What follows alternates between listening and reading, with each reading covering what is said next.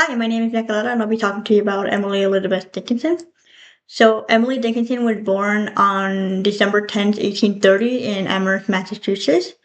Her father was a highly respected lawyer, and her mother was a gardener. She is the middle child of three kids. Her older brother is William Austin Dickinson, and her younger sister is Lavina Norcross Dickinson. And she was actually known to be really close with her siblings, and she was with her own parents. She attended Amherst Academy for 7 years, and although she was kept home from school, she actually loved school. She loved the curriculum. She loved talking to the students and the teachers. She loved to learn. She actually developed an interest in botany and literature while she was attending the academy. And after the academy, she started attending Mount Holyoke Female Seminary for 10 months before she left. And most people would say she left due to her being homesick, and others said it was because of the school's strict rules and policies, and most likely their religious practices were too invasive for her, and it probably caused her to leave. Although she never got a official degree, her education actually allowed her to engage more in literature, and through that, she actually integrated what she learned in school into her own writing. A couple of fun facts about her is that she didn't want to live a traditional life, like marrying and having kids. She actually wanted to live a single life, and she was very introverted. And in fact, she used to stay at her father's place, and she couldn't do conversation face to face. Like when someone needed to come talk to her, they usually talk to her through her bedroom door, and like she just felt very comfortable with that, and she was actually afraid of social situations, so she would always find ways to avoid that, and she usually did that by talking to people who were outside her door instead of doing it face to face. And she actually started writing letters and poems in her late teens, but she started to do them a lot more in her 20s, and she actually started to send them out to her families and friends. In the summer of 1850, about 4 months before Emily Dickinson turned 20, she met Susan Gilbert, and Susan Gilbert was moving to Amherst to see her sister. And they met, and she was about 9 days her junior.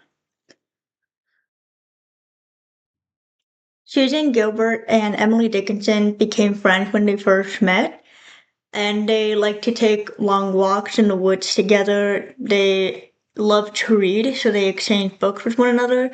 They read to each other, and they actually Emily wrote a lot of letters to Susan.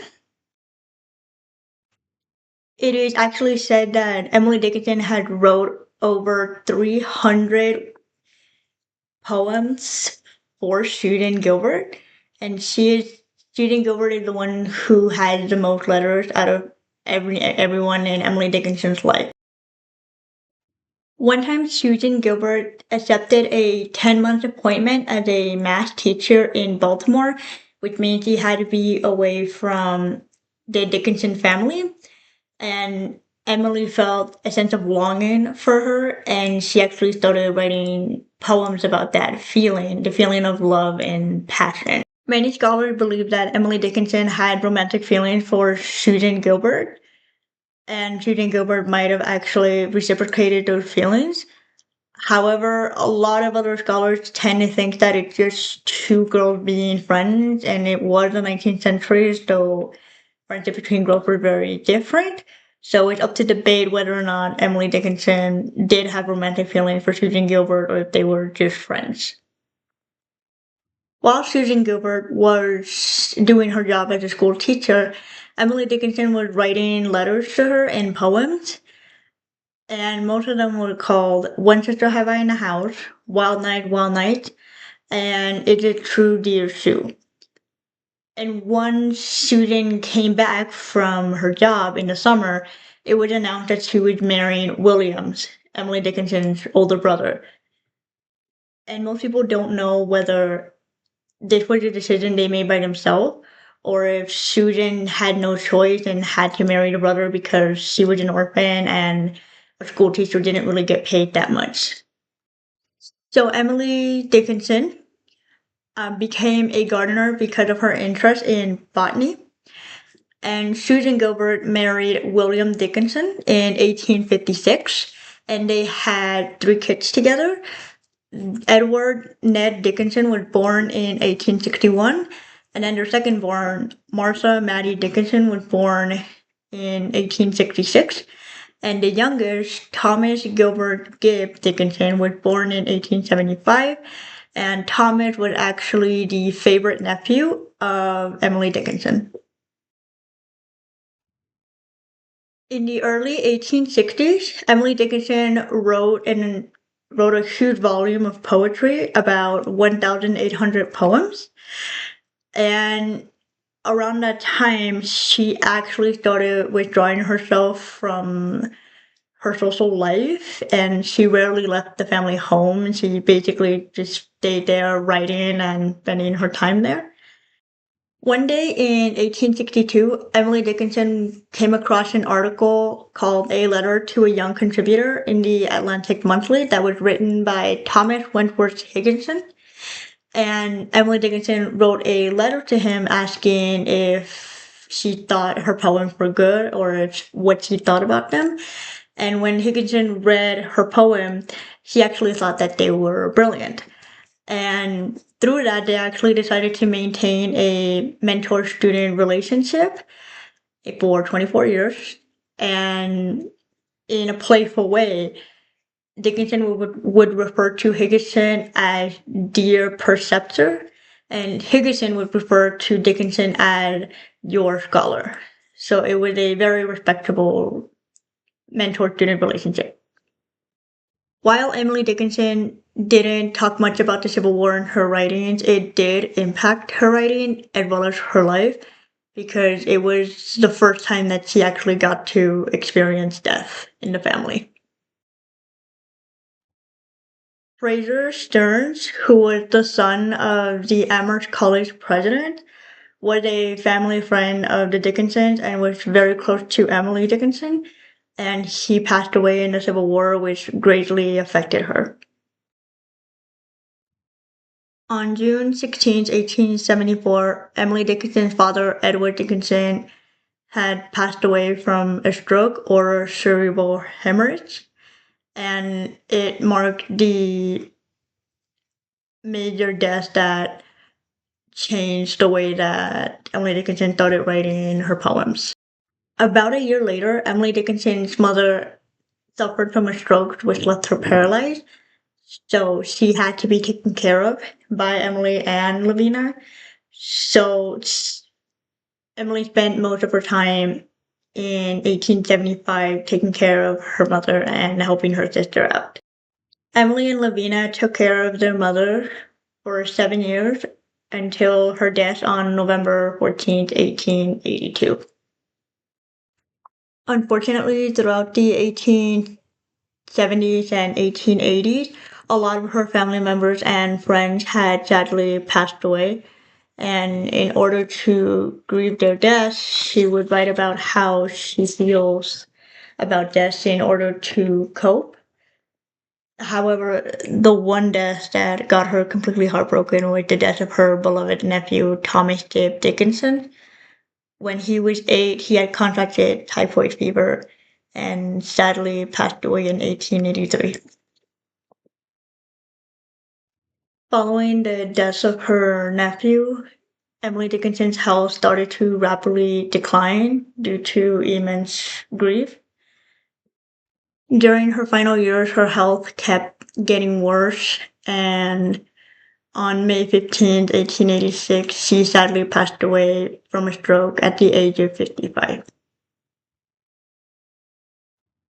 After her death, her little sister, Lavina, found all of her poems that were finished or unfinished, all of her manuscript, and decided it would be best to publish them. So she first went to Susan Gilbert to try and help her publish all of her works. But the person who actually published all of Emily Dickinson's work was Mabel Loomis Todd. In her lifetime, she really only published about 11 to 10 of her poems, and they were all anonymous. The very first edition of her poems came out in 1890. Since then, her work had been re-edited by many different writers, and the most recent edition was released in 2016 by Christiane Miller.